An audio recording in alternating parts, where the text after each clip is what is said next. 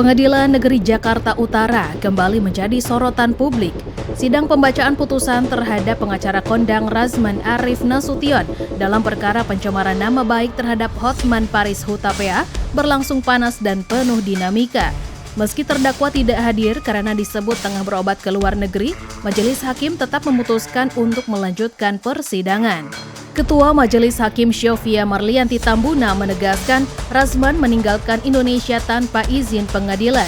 Surat keterangan medis yang diajukan pun baru diterima setelah Razman berada di Malaysia. Sementara, jaksa penuntut umum memastikan tak ada rekomendasi dokter yang mengharuskan Razman berobat ke luar negeri. Namun, tim kuasa hukum keberatan dan memilih walkout dari ruang sidang, menilai pembacaan vonis tanpa kehadiran terdakwa tidak sah.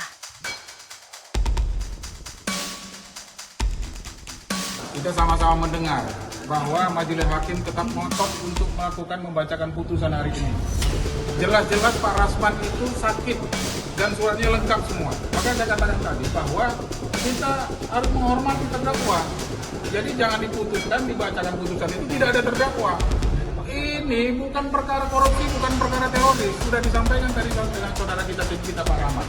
Tapi kenapa ngotot hakim itu? Coba nanti telusuri, ya. Siapa sebenarnya yang memerintahkan harus ini Majelis Hakim ngotot untuk melakukan putusan hari ini? Tanpa kehadiran Razman dan tim pembelanya, Hakim tetap membacakan amar putusan. Majelis Hakim menyatakan Razman terbukti bersalah melakukan pencemaran nama baik secara berlanjut. Razman yang divonis 1 tahun 6 bulan penjara itu menanggapi, saya kasihan sama dia. Perantau dari kampung begitu, mengais rezeki di ibu kota, ya, harus mengalami nasib seperti itu karena tidak bisa menjaga mulutnya. Saya kasihan sama dia, saya kasihan aja. Terutama bagaimana dia cari nafkah, kliennya kan pasti siapa yang mau jadi klien dia gitu loh. Ya, bagaimana nanti nasib para istrinya, ya, kan perlu uang hidup di Jakarta ini, ya.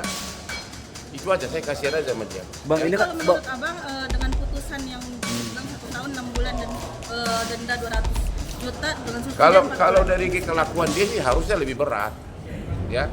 Cuma ya kalau memang menurut majelis begitu ya itulah menurut majelis.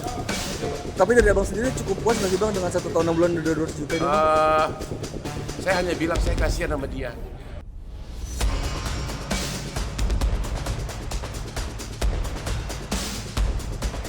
Dan menjatuhkan hukuman 1 tahun 6 bulan penjara serta denda 200 juta rupiah.